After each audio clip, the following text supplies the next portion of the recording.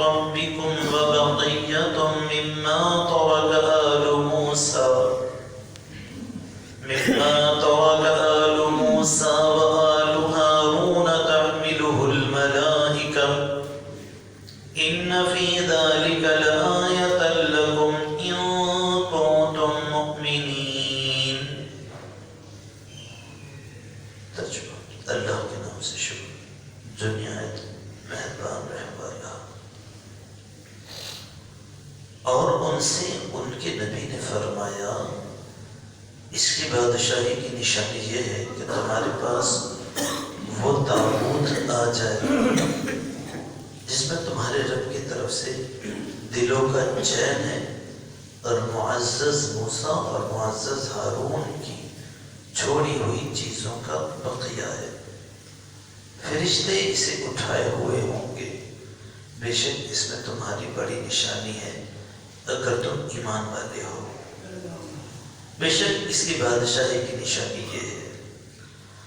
بنی اسرائیل نے چونکہ طالوت کی بادشاہت پر کوئی نشانی مانگی تھی، اس پر حکم الہی سے حضرت شمعیل علیہ السلام نے فرمایا کہ طالوت کی بادشاہی کی نشانی یہ ہے تمہارے پاس تمہارا وہ مشہور و معروف بابرکت تابوت آ جائے گا جس سے تمہیں تسکین ملتی تھی اور جس میں حضرت موسیٰ علیہ السلام اور حضرت ہارون علیہ السلام کے تبرکات تھے.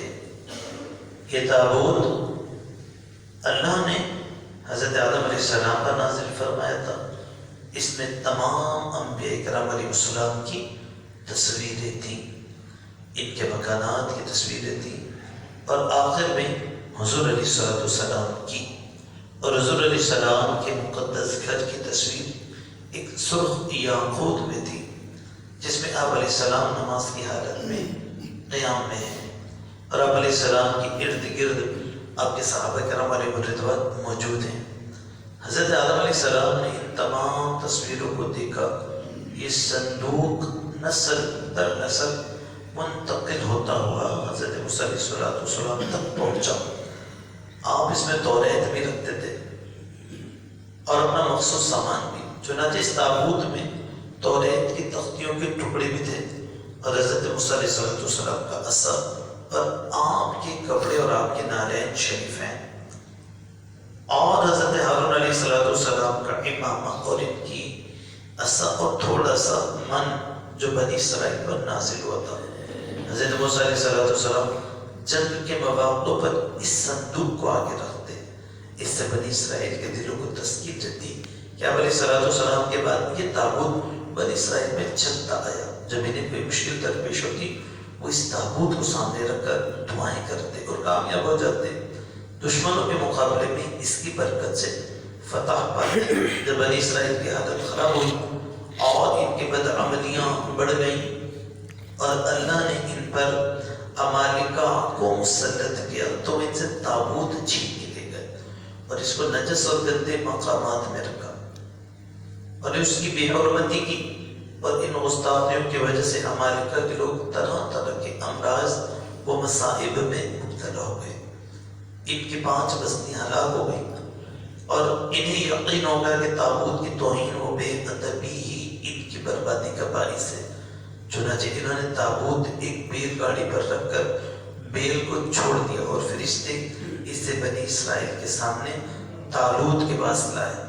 اور چونکہ اس تابوت کا آنا بنی اسرائیل کے لیے طالوت کی بادشاہی کی نشانی قرار دیا گیا تھا، لہذا بنی اسرائیل نے دیکھ کر طالوت کی بادشاہی کو تسلیم کر لیا اور بلا تاخیر جہاد کے لیے آمادہ ہو گئے. کیونکہ تابوت کے آنے سے انہیں اپنی فتح کا یقین ہو گیا. طالوت نے بنی اسرائیل میں سے 70,000 جوان منتخب کیے جن میں حضرت داؤد علیہ السلام بھی تھے. اس واقعے سے مسائل جو معلوم ہوئے کہ بزرگوں کی تبرکات کا اعزاز اور احترام لازم ہے. ان کی برکت سے دعائیں قبول ہوتی ہیں، حاجتیں پوری ہوتی ہیں. تبرکات کی تعظیم گزشتہ کے کرم علیہ السلام سے چلتی آ رہی ہے. سورہ یوسف میں بھی حضرت یوسف علیہ السلام کے کرتے کی برکت سے یعقوب علیہ السلام کی آنکھوں کی روشنی درست ہونے کا واقعہ مذکور ہے. تبرکات کی بے ادبی و گستاخی گمراہ لوگوں کا طریقہ ہے اور بربادی کا سبب ہوتا ہے۔ جب تبرکات کی گستاخی گمراہی اور تباہی ہے تو جن ہستیوں کے تبرکات ہوں ان کی بے ادبی اور گستاخی کس قدر سنگین اور خطرناک ہوگی۔ اللہ تعالیٰ کے پیاروں سے نسبت رکھنے والی ہر چیز بابرکت ہوتی ہے، جیسے تابوت میں حضرت موسیٰ علیہ السلام کے نالین شریفین یعنی پاؤں میں پہننے کے جوڑے بھی برکت کا ذریعہ تھے۔